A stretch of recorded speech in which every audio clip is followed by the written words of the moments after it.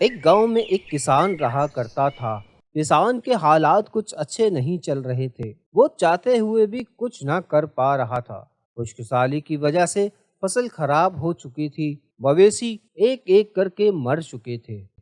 बात फाकों तक जा पहुंची थी। फिर एक दिन उसकी बीवी बोली, अजी सुनते हो, अगर ऐसे ही चलता रहा तो हम भी फाकों से मर जाएंगे। अरे नेकबख्त, मैं क्या कर सकता हूँ। हालात मेरे बस से बाहर हैं। जमीन खुश्क पड़ी है, मवेशी सब मर चुके हैं। ले देखी ये गधा बचा है।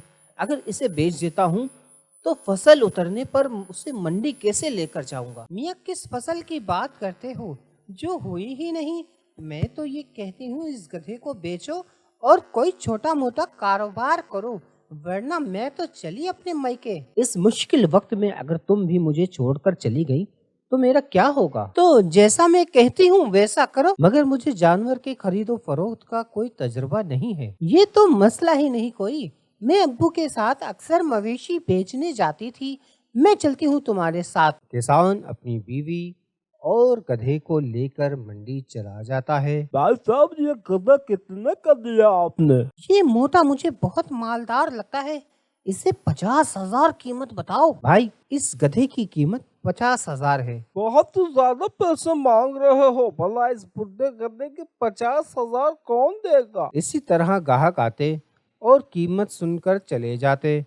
और फिर एक ग्राहक ने तो यहाँ तक कह दिया, गधा बेच रहे हो या जेबरा? अगले रोज किसान की बीवी कहने लगी, क्यों ना हम इस गधे को जेबरा बनाकर बेचें? वो कैसे। तुम जाओ बाजार और मुझे चूना लाकर दो। किसान की बीवी ने चूने की मदद से गधे पर सफेद रंग की पट्टियां बना दी और कहा, तुम इस गधे को मंडी ले जाओ और 50,000 में इसे बेच दो। अब ये बहुत आसानी से बिक जाएगा। किसान अगली सुबह गधे को मंडी ले जाता है और जोर जोर से आवाज लगाता है, जेबरा ले लो, जेबरा ले लो, सिर्फ 50,000 में जेबरा ले लो। इतने में वहां लोगों का रश लग जाता है। हर कोई जेबरा खरीदने की आवाज देने लगता है, मुझे दे दो, मुझे दे दो। किसान के दिल में लालच ने चुटकी ली। उसने सोचा, क्यों न गधे को और महंगा बेचा जाए।